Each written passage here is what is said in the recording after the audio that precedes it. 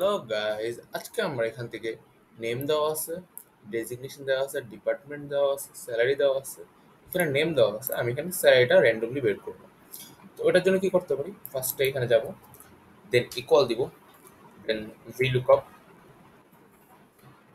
Value Wahid, কমা, টেবিলেটে entire table, কমা, স্যালারিটা কোন index আছে, ফোর্থ, কমা, ফলস এক্সাক্ট ম্যাচ, এন্টার।